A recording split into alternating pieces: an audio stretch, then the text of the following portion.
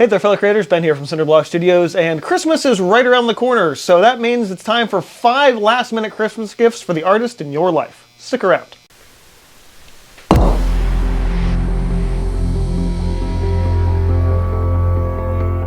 So whether you're looking for a artistic Christmas gift for a special artist in your life, or you are the special artist in your life and want to give yourself something nice this year, here are 5 suggestions that I have for artists of a variety of media to maybe expand into something and try something new. The first of these is the Derwent XL charcoal. I got mine on clearance sale at Blick's a couple of months back, and honestly, I have fallen in love with this stuff as a dry media option. It's really fun to sketch with this stuff. I pull it out every now and then when I'm testing certain projects, and honestly, it's just really fun to work with. What's notably interesting about the XL sticks is because they're so large and chunky, it's hard to get details with them. So it really forces your brain to think about things a little differently and find new ways of creating.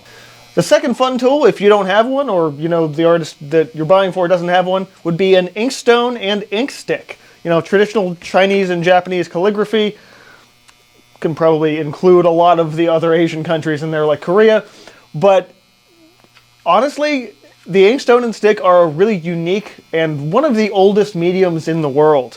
It's relatively affordable. I'd say the Inkstone more so than the stick. And if you want to add another layer on top of that, definitely grab yourself a bamboo brush. This is what they look like when they're newer. Mine's pretty beat up because I use it a lot.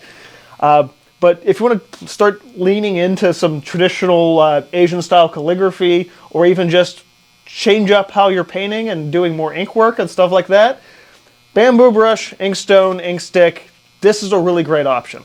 Next up, if you've got someone in your life that really loves watercolors and is very dedicated to their watercolors, you might find an interesting item from Winsor & Newton known as granulation medium.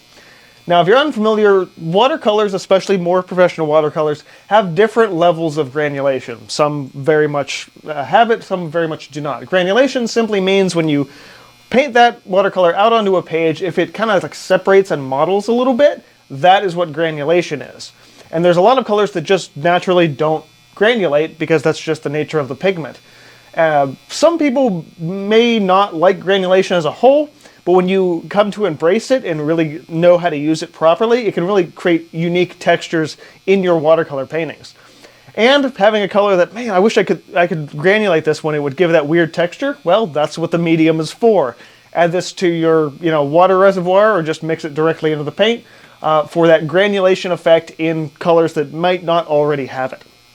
Now, if you're buying for an acrylic painter, I highly recommend trying out some interference or metallic paint colors. Golden's interference line, it's available from their high flows to their fluids to just regular heavy bodies as well, are really interesting paints. I've been getting into them a little bit more this year myself.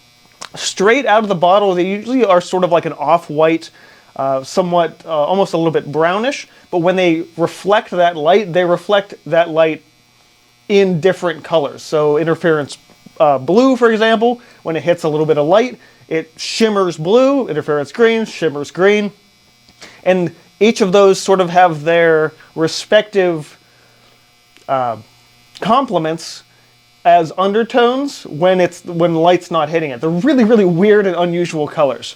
If that's a little bit too pricey, just some regular metallic, gold, silver, or copper can be a great way to expand your painting and try just new things with those different colors. I used a mixture of both metallics and the interference when I did my painting back in the middle of summer, Guardian Mother Spirit.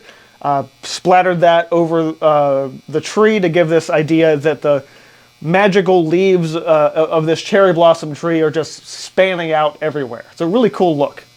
And lastly, if your significant artist other, or again, yourself, is more of an oil painter, and you have not tried some RF pigment sticks yet, I highly recommend giving them a shot.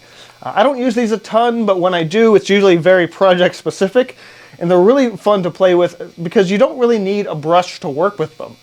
You can just open up the stick, play with some colorless blender or something like that exists. I use the blender with dryer to extend, or rather speed up my drawing time because they're still oil paints and they still, you know, dry very, very slowly.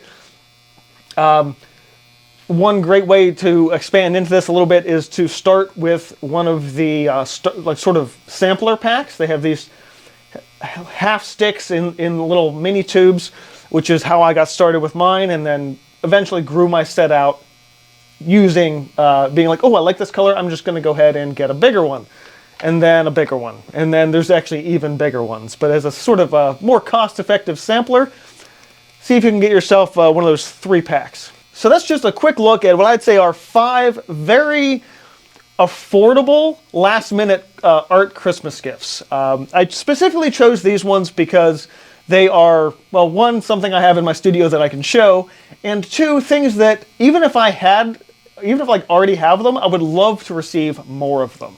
I think that's a little bit of a trick. So it's like you can go in and you can get an art supply for, you know, the special artist in your life, but it's like, do they need the more paper? Like, you get somebody, oh, here, I got you some watercolor paper because you use watercolors, but it might not be the specific type of paper they need.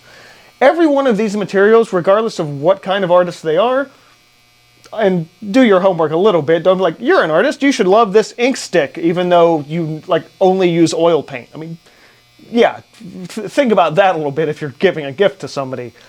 But every one of these items is a supply that, with enough research into the person you're buying for, would be a gift I think they would love to have. So whether you're celebrating Christmas or Hanukkah or Kwanzaa or whatever holiday in between, I hope these gift ideas have given you a little bit of insight into what you can get last minute for the special artist in your life, whether that be somebody else or just a nice gift for yourself. As always, if you enjoyed this one, go ahead and hit the like button, get subscribed if you're not already, check me out in socials in the description box below, as well as signing up for my newsletter and places to buy my art on my website down below if you like my style of art or anything like that.